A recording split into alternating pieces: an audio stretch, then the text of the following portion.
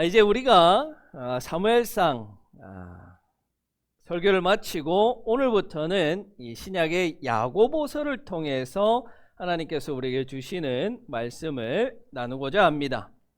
이 사무엘상이라는 이 책을 가지고 우리가 설교를 들을 때는 스토리, 이 이야기의 흐름, 스토리가 진행되는 이 과정에 집중해서 우리가 말씀을 들었다면 신약 성경 특히 서신서들은 문단 혹은 아주 짧게는 단어 하나하나의 의미에 집중해서 말씀을 읽고 또 하나님께서 주시는 그 메시지들을 파악할 필요가 있습니다. 그래서 우리가 함께 야고보서를 꼼꼼히 읽어 나갈 터이니 여러분들은 반드시 꼭 집에서 야고보서를 몇 차례 읽고 오셔야 이 설교가 들립니다. 그렇게 못하더라도 꼭 예배 10분 전에는 자리에 앉으셔서 말씀을 읽고 묵상하셔야 합니다. 친교와 교제는 식사할 때 하면 되니까 예배 10분 전에는 꼭 자리에 앉아서 말씀을 읽어야 하나님의 말씀이 온전히 들린다는 것을 기억하시기 바랍니다. 아멘 했어요. 이제 다음 주부터 이제 지켜보겠습니다. 자, 그러면 왜 굳이 야고보서냐? 왜 야고보서를 본문으로 택했느냐? 아마도 여러분은 이 야고보서를 본문으로 하는 설교를 들어보신 적이 거의 없을 것입니다. 왜냐하면 이 전통적으로 야고보서라고 하는 책이 신약 성경에서 차지하고 있는 비중이 매우 적기 때문에 그렇습니다. 그것은 야고보서가 5장으로 이루어져 있는 이 적은 분량이기도 하지만 더 큰 이유는 이 야고보서의 내용에 이유가 있습니다. 신약에서 가장 큰 비중을 차지하는 것은 역시 바울 서신입니다. 바울이 쓴 이 책들, 로마서, 고린도 전후서, 갈라디아서와 같은 여러 가지 이 서신서들이 신약에 많이 분포되어 있어서 그 비중, 분량도 굉장히 많고 신약과 어떤 우리 그리스도교 신앙의 핵심, 종수라고 할 수 있는 것은 바로 그 바울신학이라고 할 수 있습니다. 이런 바울신학을 한 단어로 이야기하자면 바로 이 이신칭의 혹은 이신득의라고 할 수 있습니다. 여러분들은 이 단어를 반드시 기억하셔야 되는데 혹시나 이 말을 오늘 처음 들었다 는 분은 안 계시죠? 네. 좀 속으로 뜨끔해서 웃고 계신 분은 제가 봤는데, 자, 그러면 굉장히 문제가 있는 거예요. 어떤 문제가 있느냐? 이 말을 처음 들었다 혹은 들어본 적은 있는 것 같은데 무슨 말인지 모르겠다 하면 여러분 그 신앙의 수준은 유치원생 수준이다 라고 보면 됩니다. 앞으로 저하고 같이 이제 많이 배우셔야 돼요. 자, 이 이신칭의라는 말은 믿음으로 의롭다함을 얻는다, 칭함을 받는다라는 말로 바울 사상의 핵심이자 그리스도교의 믿음, 신앙의 핵심이라고 할 수 있습니다. 하나님을 믿는 믿음이 우리를 구원한다는 것이고 하나님께서 우리를 의롭다 칭해 주셨기 때문에 죄인인 우리가 하나님의 자녀가 되는 권세를 누릴 수 있게 된 것입니다. 그에 반해서요, 야고보서는 이렇게 이야기합니다. 나의 형제 자매여, 여러분, 누가 믿음이 있다고 말하면서도 행함이 없으면 무슨 소용이 있겠습니까? 그럼 믿음이 그를 구원할 수 있겠습니까? 2장 17절, 이와 같이 믿음에 행함이 따르지 않으면 그 자체만으로는 죽은 것입니다. 무엇을 말하냐면요, 행함이 뒷받침되지 않는 믿음은 죽은 것이다, 쓸모없는 것이다, 효력이 없다, 소용이 없다라고 말하는 거예요. 바울은 믿으면 된대요. 믿으면 된대요. 믿으면 구원받는데요. 그런데 야고보가 보기에는 믿기만 해서는 안 되는 거예요. 행함이 뒤따라야 진짜 믿음이 된다는 겁니다. 이처럼 야고보는 행함을 강조하다 보니까 비주류 신학이 된 거예요. 주류 신학인 바울 신학에서는 믿음이 강조되고 믿으면 된다라고 했는데, 그에 반해서 야고보는 또 행해야 된다, 믿음 더하기 행함이 있어야 된다, 이렇게 이야기하니까 비주류 신학이 되었고 교회 내에서 외면받는 책이 되었습니다. 심지어 위대한 종교개혁자인 마틴 루터는 이 야고보서를 가리켜 지푸라기 서신이다, 이렇게 말했습니다. 여러분, 지푸라기라는 건 뭐예요? 우리가 벼를 추수할 때 알곡들을 다 떨어내고 그 줄기만 남은 아무 쓸모가 없는, 영양가가 없는 그것이 지푸라기 아닙니까? 루터가 보기에는 영양가가 없다는 거예요. 그래서 교회 역사에서 보면 이 야고보서는 항상 제일 뒷전에 밀려나 있었던 거예요. 그래서 여러분들이 설교도 듣지 못하는 그런 이유가 여기 있습니다. 그런데요, 제가 볼 때는요, 그렇지가 않아요. 오히려 제가 볼 때는 예수님의 사상을 가장 잘 나타낸 책이 야고보서다라고 저는 생각합니다. 그래서 우리가 함께 야고보서를 살펴보면서 여러분들도 그것을 한번 느껴볼 수 있기를 원합니다. 자, 이 야고보 사도가 그러면 왜 편지를 썼느냐? 이유가 당연히 있겠죠. 야고보 사도가 이 편지를 쓸 때 그 교회들, 야고보가 사역했던 교회들 혹은 사역하지 않았지만 그 주변에 있는 교회들은 심각한 문제를 겪고 있었습니다. 예수님께서 승천하시고 이제 50여 년이라는 시간이 지난 시점입니다. 그래서 학자들은 대부분 이 야고보서가 기원 후 80년, 야고보 사도나 혹은 야고보 사도의 제자가 이 편지를 썼을 것으로 추측합니다. 이 시기가 되면 우리가 사도행전에 나타나듯이 초대교회가 폭발적으로 성장하던 시기를 어느 정도 지나서 이제 좀 교회가 안정화되고 신학적으로 탄탄해지는 과정을 겪게 됩니다. 그 가운데서 교회는 여러 가지 다양한 문제들과 직면하게 됩니다. 특히 야고보서가 보내는 이 편지에는 두 가지 문제를 다루고 있습니다. 첫 번째는 믿음 만능주의.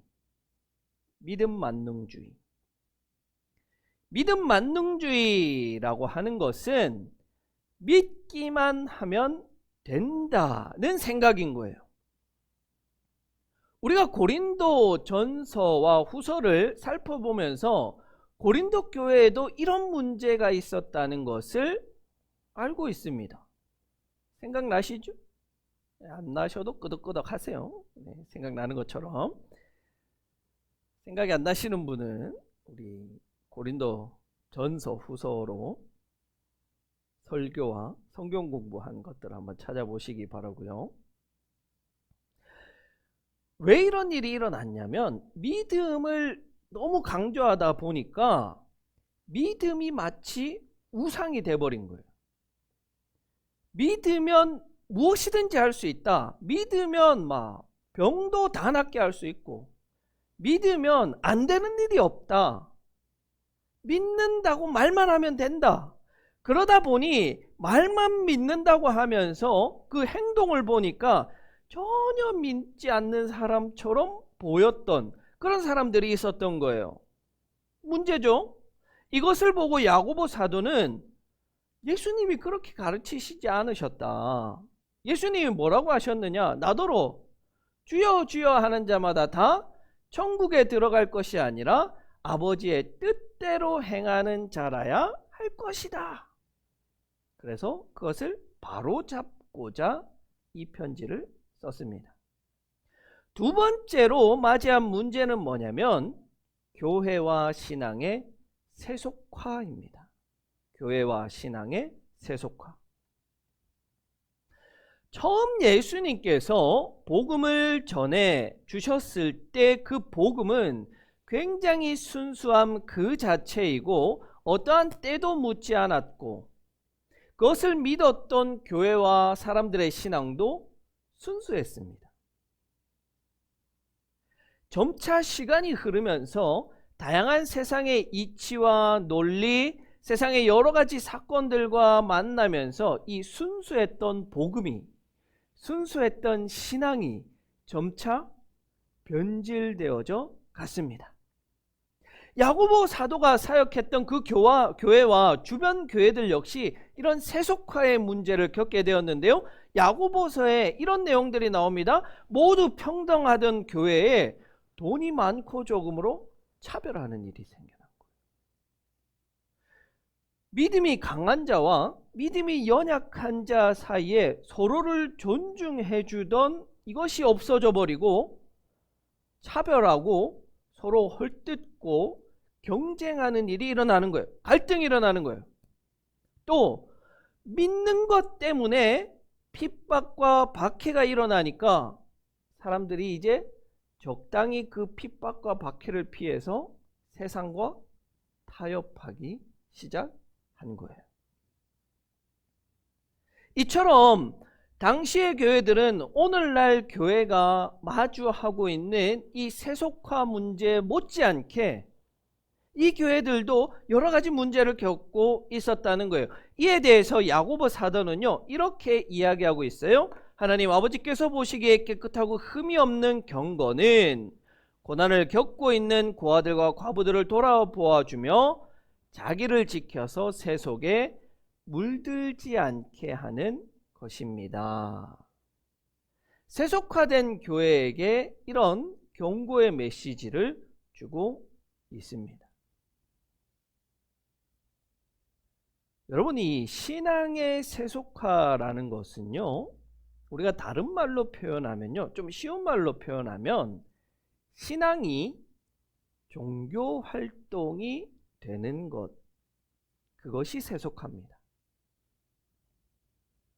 이 세속화는 우리 믿음에 있어서 가장 큰 적이자 우리가 극복하기 어려운 적이기도 합니다. 우리 신앙이 종교 활동이 되었다는 것은 다르게 말하면 이 종교와 삶이 분리되어졌다는 거예요. 여러분 이해가 되시죠? 요즘에는 우리가 그런 표현 잘 쓰지 않는데 한때는 썬데이 크리스천이라는 말이 있었어요. 썬데이 크리스천. 일요일 그리스도인. 뭐예요? 주일에만 예수 믿는 사람이 돼요. 주일에만 그리스도인이 되는 거예요. 그리고 평일에는 어때요? 그냥 세상에 살아가는 사람들과 똑같은 거예요. 그래서 주일날 드리는 이 예배가 진정으로 즐겁고 행복하고 하나님 주시는 은혜가 아니라 그냥 종교 활동 중에 하나로 전락하게 돼버리는 거예요. 마치 우리가 한 주간 세상 속에 열심히 살던 사람들이 주말이 되면 등산 가고 자전거 타러 가고 낚시하러 가는 그런 동호회 활동하는 것처럼 주일날 예배당 와서 종교 활동하는 거예요. 취미 활동하는 거예요. 그게 바로 세속화된 신앙인 거예요. 지난주에 저희 처형인 김혜경 집사님이 교회에서 이런 성경 공부를 하게 됐는데, 구역 공부를 하게 됐는데 어려운 게 있어요 하고 질문을 했는데, 그 내용이 뭐냐면 회개와 자백이 어떻게 다르냐는 거예요. 그 보내주신 교재에 보니까 이렇게 표현이 되어 있어요. 회개는 평생에 한 번 하면 되고 자백은 죄를 지을 때마다 해야 합니다. 이 말이 이해가 되세요? 저도 이 처음 읽으니까 이게 이해가 안 되더라고요. 회개는 한 번만 하면 된다. 근데 보니까, 생각해 보니까 이거는요, 말을 잘못 쓴 거예요. 단어를 잘못 사용했어요. 회개가 아니라 회심. 회심은 평생에 한 번 하는 것이고 회개는 항상 해야 하는 것이죠. 그리고 그 회개의 여러 가지 방법 중에 하나가 자백인 거예요. 이해가 되시죠? 자, 우리가 예수를 믿고 예수를 따라 살겠다는 이 회심이라는 것은 이전의 삶에서 우리가 180도 돌아서는 것을 말하는 거예요. 완전히 이제는 다른 인생을 사는 거예요. 예전에는 어떤 인생이었는데요? 세속 그 자체, 하나님 없는 삶. 거기서 180도 돌아서면 어떻게 돼요? 온전히 하나님 중심의 삶인 거죠. 세속은 없고 완전히 하나님 자체의 삶, 하나님만이 중심되는 삶, 그것이 우리가 추구해야 하는 순수한 신앙의 모습인 거예요. 그런데 이 순수한 신앙이 처음 우리가 회심했을 때는 이렇게 100% 순수한 신앙으로 돌아섰는데 조금씩 다시 세상으로 돌아가는 게 세속화인 거예요. 그래서 100% 하나님 중심의 삶이었던 것이 점차 세상이 10%, 20%, 30%, 50% 나중에는 세상과 하나님 사이에 양다리 걸치며 살아가는 그 모습으로 나타나는 거예요. 이것은요, 성경 특히 구약에서 예언자들이 가장 혐오하고 가장 위험하게 생각했던 것이 바로 이 양다리 신앙입니다. 하나님께서 가장 싫어하는 삶의 태도가 이거라고 증언했어요. 하나님과 바알. 그래서 엘리야 선지자가 열왕기상 18장 21절에서 이렇게 외쳤어요. 여러분은 언제까지 양쪽의 다리를 걸치고 머뭇머뭇거리고 있을 것입니까? 주님이 하나님이면 주님을 따르고 바알이 하나님이면 그를 따르십시오. 여러분, 우리가요, 이 순수한 신앙을 가지기 소원한다면요, 이 순수한 신앙은요, 양립이라는 게 없어요. 둘 중 하나를 선택하는 것이 신앙이에요.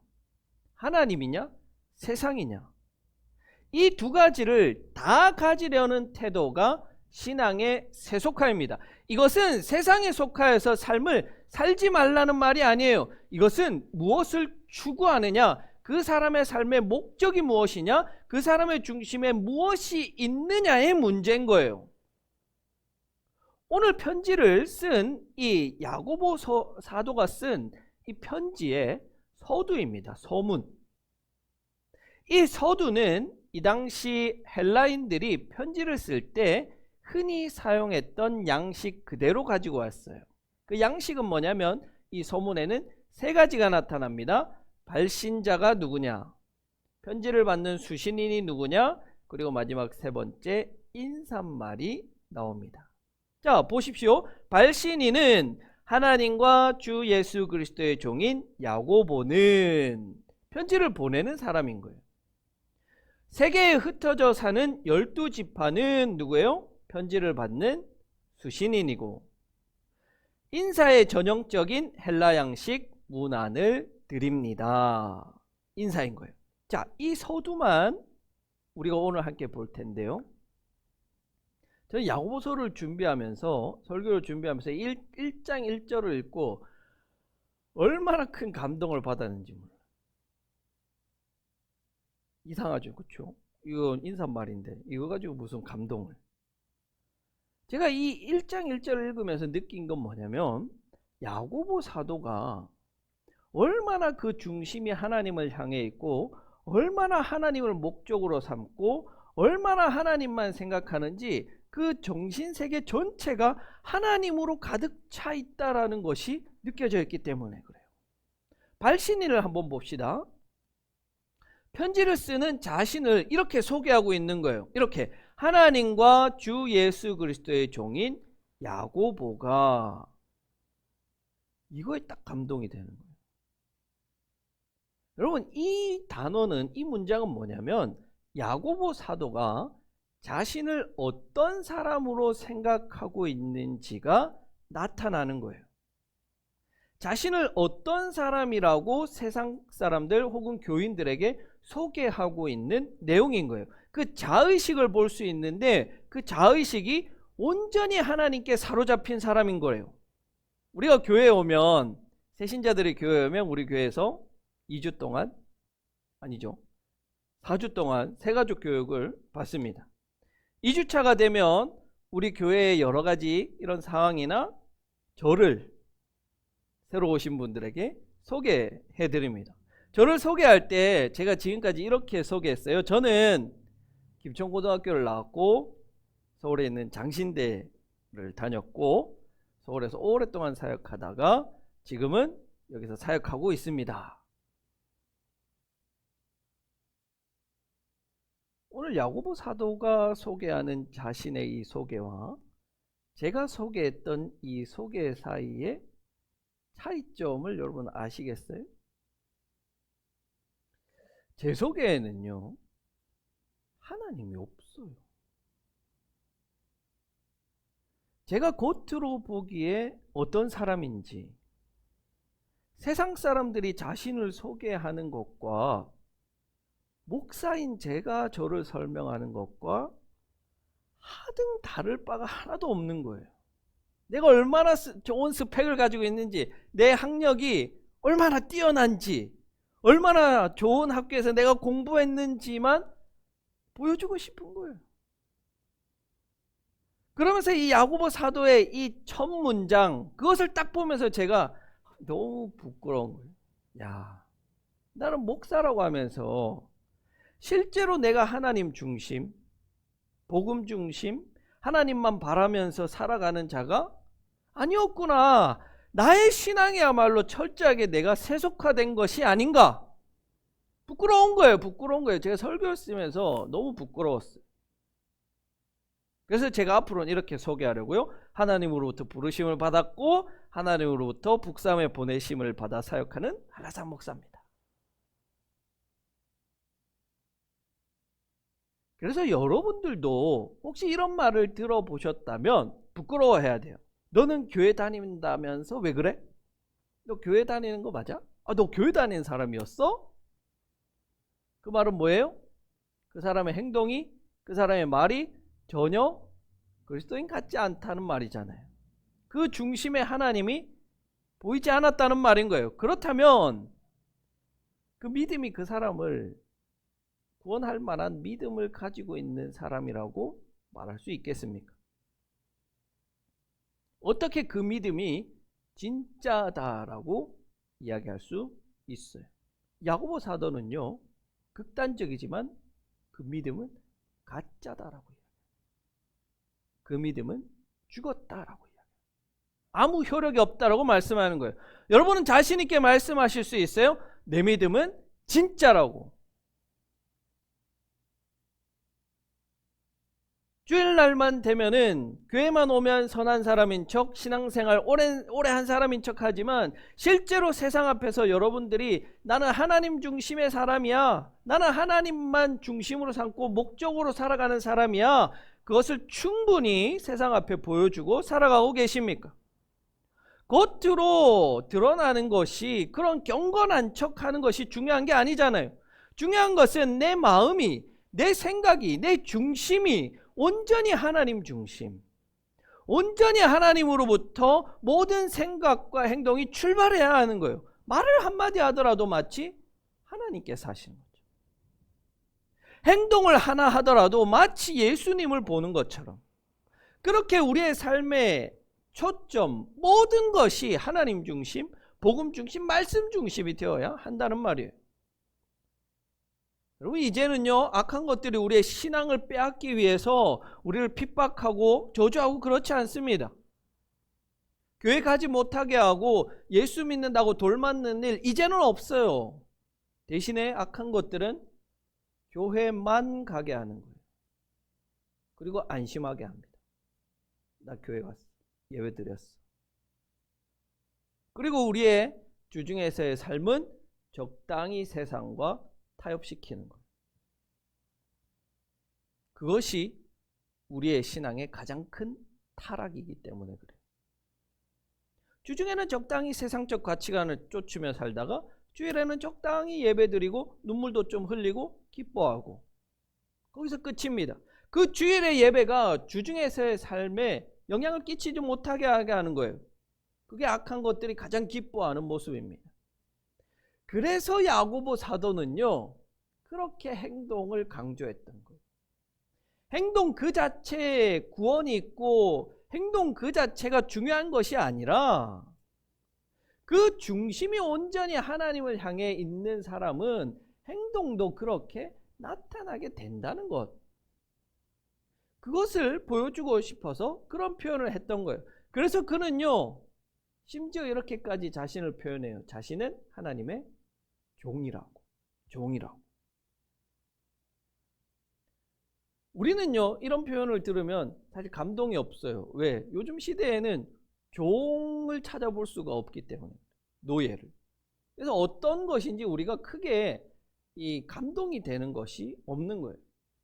그런데 지금 여기서 말하고 있는 종, 이 둘로스는 아무런 권한도 아무런 권리도 가지지 못한 채 단지 주인이 시키는 것만, 주인이 하는 말만 쫓아서 살아가야 하는 그 종을 말하는 거예요. 그래서 이 종은요, 자기 주인의 입만 보고 있는 거예요. 자기 주인만 생각하고 있는 거예요. 그 주인을 떠나서 자신은 아무것도 아니기 때문에 그래요.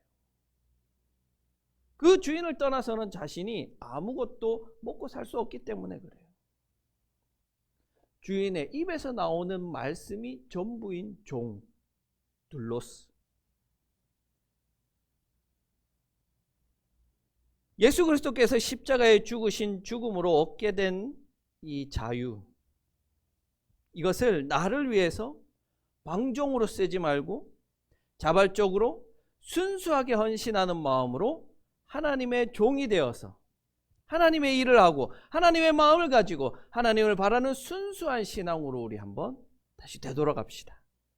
하나님 중심, 말씀 중심, 복음 중심, 내 중심이 온전히 하나님을 향하여서 나의 믿음의 순수성을 되찾고 그 순수한 믿음이 내 삶을 강하게 이끌어가는 참된 믿음의 사람들이 되시기를 간절히 기원합니다.